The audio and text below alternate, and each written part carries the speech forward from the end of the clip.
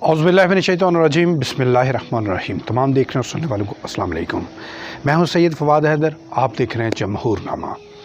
दो तीन चीज़ें मुलाज़मीन के हवाले से बहुत अहम थी जो इनको शेयर करना चाह रहा था। काफ़ी अरसे से इसलिए कोई अपडेट नहीं थी दी, कोई मुसद्दक़ा को उस तरह की वैलिड चीज़ नहीं थी जो आपसे शेयर की जाती। मैं मुख्तलिफ़ चैनल्स पर देख रहा था, लेकिन वो मुबहम सी फ़ेक सी जिनमें उबहाम था वो चीज़ें थी। कोई ऑथेंटिक चीज़ होती तो आपसे शेयर की जाती। अब दो तीन चीज़ें ऐसी हैं कि जो वाकई ऑथेंटिक हैं और आपसे शेयर की जानी चाहिए। एक तो सबसे पहले है 15% डिस्पैरिटी अलाउंस के हवाले से जो वफाक में दे दिया गया था। सूबों को हदायत दी गई थी कि 1 से 19 स्केल तक मुलाजमीन को 15% डिस्पैरिटी अलाउंस रनिंग बेसिक पे पे दे दिया जाए। और दूसरा था कि पे एंड पेंशन कमीशन की जो सिफारिशात आनी थी उनके मुताबिक बजट में मुलाजमीन की तनख्वाह को इन्हांस किया जाना था, उसमें इजाफ़ा होना था।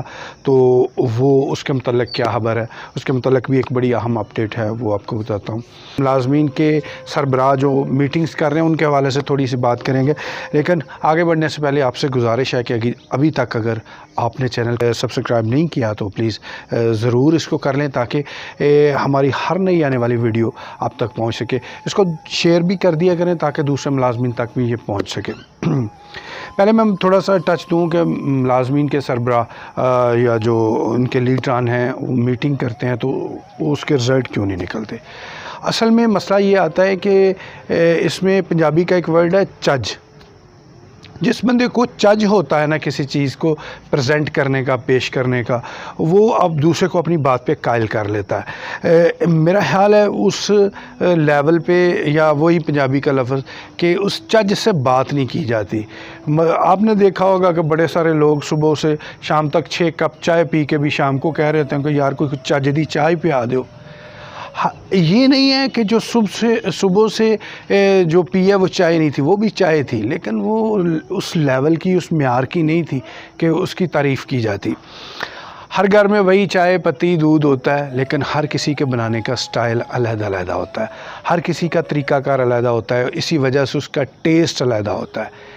हर बंदा अपनी बात को करता है, उसकी बात कितनी अहमियत रखती है ये उसी बात पे है कि इसको बात करने का चज है कि नहीं है।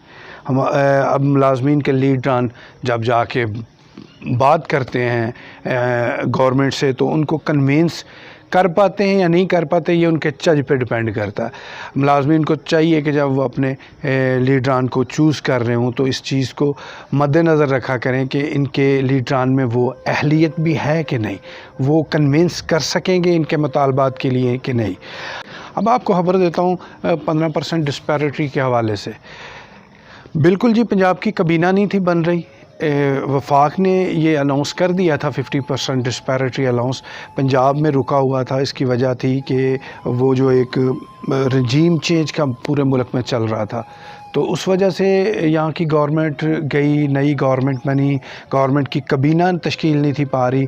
अब गवर्नर की तैनाती के बाद नई कबीना तश्कील पा गई है, 1-2 रोज़ में उसका इजलास होने जा रहा है। तो बड़ी कवी उम्मीद की जा रही है कि इजलास के एजेंडे में 15% डिस्पैरिटी अलाउंस को भी ऐड किया जाएगा।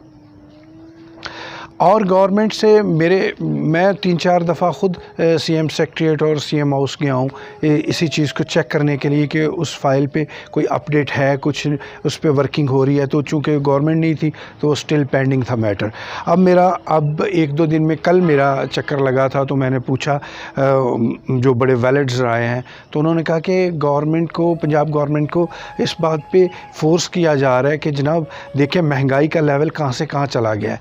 मुलाजमीन सबसे ज़्यादा पिसने वाला तबका है क्योंकि इनका सिस्टम सारा इनकी पे से चलता है और पे पिछले अरसे से तनख्वाह में कोई इजाफ़ा नहीं हुआ। अगर तनख्वाह के महंगाई के तनासब पे तनख्वाहों में इजाफ़ा बर वक्त ना हुआ तो मुलाजमीन पर भरपूर जुल्म होगा।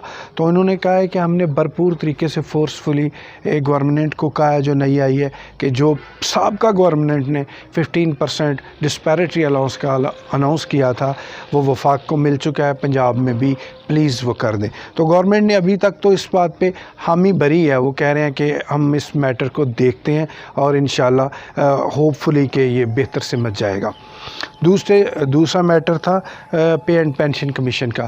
سابقہ گورنمنٹ نے یہ committee pay and pension commission کی بنائی تھی، اس کی سفارشات کا انتظار کیا جا رہا تھا، جو پہلے مارچ کے شروع میں آنی تھی، پھر وہ 30 مارچ کا ٹائم لیا گیا۔ وہ تب تک بھی اس میں کچھ لوپ ہول تھے، کچھ چیزیں رہتی تھیں جس وجہ سے وہ پراپر نہیں تھی ہو سکی۔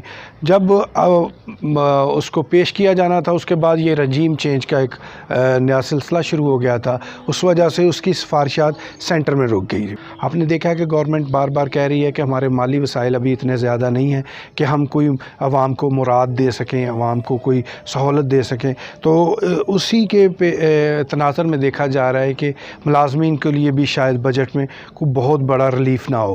ملازمین کے نمائندے کوشش کر رہے ہیں کہ کم از کم 10% تک اضافہ بجٹ میں کیا جائے، لیکن گورنمنٹ اس موڈ میں بالکل نہیں لگتی، کیونکہ وہ بار یہ کہہ رہے ہیں کہ ہمیں بجلی کا کرائسس سخت ملا ہے، ہمارے پاس پیٹرول کا کرائسس بڑا سخت ہے، ہمارے پاس مالی وسائل اس لیول پہ نہیں ہیں کہ ہم ملازمین کو کوئی مراد دے سکیں۔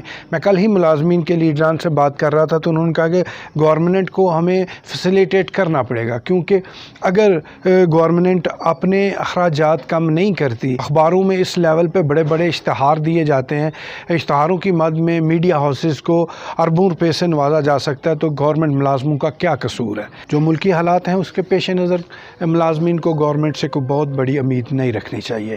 اسی کے ساتھ اجازت دیجیے، اللہ حافظ۔